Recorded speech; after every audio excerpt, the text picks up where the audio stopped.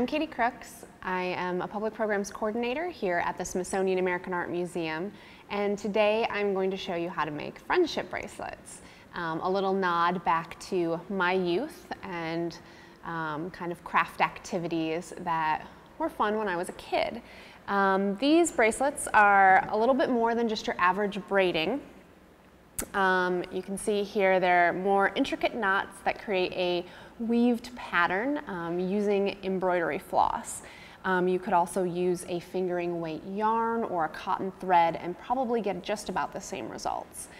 To do these particular bracelets, all you really need are a couple of different colors of embroidery floss, some sort of instrument to create a way to hold the bracelet down while you're making these knots. I have a binder clip here that I'm just going to clip right onto the tablecloth in front of me. If you don't have a table in front of you, you could use a safety pin and just pin the start of the bracelet down onto your jeans. That works just as well. And a piece of masking tape can work too. I have a variety of colors of floss to use. Whatever pattern interests you most, you can go with. And then a scissors, because you're going to need to snip the floss once you've pulled out the right amount and cut it when you reach the end. So I've already pulled out a few different colors to get us started with. My sample bracelet that I made, I used pink, yellow, and white. For this bracelet, I have green, yellow, and orange.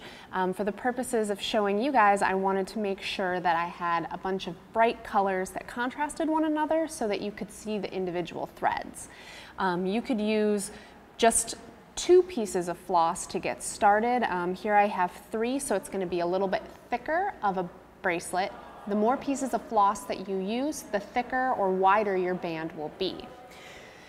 So you want to start with about 72 inches of floss. I completely estimated how much I have here, but it feels really long, so I think I'm safe. And then what you're going to want to do is bend it in half,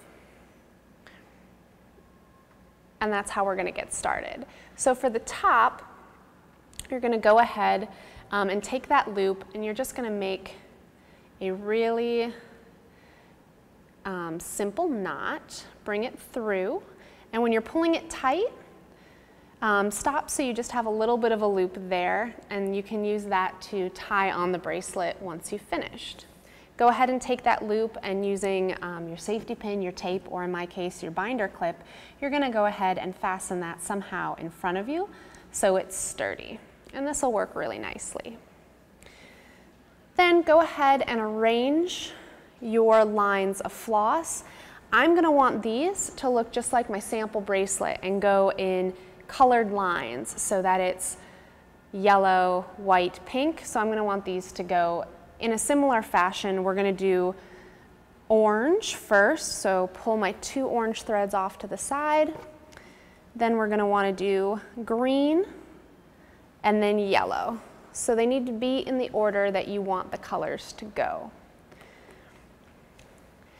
And then when you get started, pull off the bit of floss that is the furthest to the right-hand side or the left-hand side. You can start this whichever direction you want. Just continue in that direction. So I like to start from the right. I'm going to pull off the right, and I'm going to go ahead, and I'm just going to tie a slip knot and pull it all the way up to the top. And then I'm going to do it again. You always have to do 2 knots. That's the most important part of these bracelets. So there you go. I've done 2 here, and so now I'm going to move on to the next piece of floss. Continue pulling up your knots. So I did 2 on this strand of green. I move on to the next strand, and I'm going to go ahead and do 2 knots. You do this all the way across.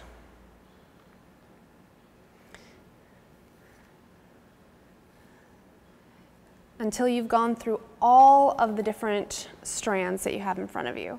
So needless to say, creating these friendship bracelets takes a lot of patience. If you remember back to doing these when you were a kid, all those long bus rides and things like that, that's when apparently you had time to do this. So once you're done, go ahead and pull, and you've done all the way across. Take that strand that you were using to knot, put it on the opposite side, so it's going to go on to my left. And then I'm just going to kind of straighten things out up here and pull everything taut, push the knots that I just made up. And it's going to look a bit wonky to start. It doesn't look beautiful until you've gone across a couple of times. So then now I started with 2 orange, 2 green, 2 yellow. Now it's going to be orange, 2 green, 2 yellow, and then another orange. And what you're going to do as you make the bracelet is the piece of floss on the right-hand side is going to continue to move over, and so it will make this shift. So your lines will go in a slightly diagonal pattern, but they will come out as striped, like the sample that I've already made. So I'm going to go ahead and quickly do the next round. Remember, each time you need to do 2 knots. So we'll do 2 across the green, and then the next bit of green,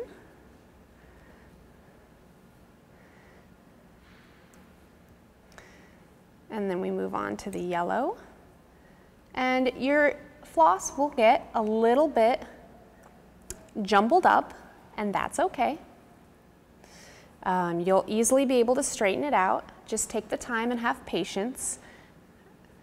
If you get knots, just work them out as they come along. Oops, and if your binder clip or tape pops off, that's all right. Just tape it right back on. So even now that I've only done 2 rows, you can definitely see that the bits of knots are starting to create the same type of striping that we have here.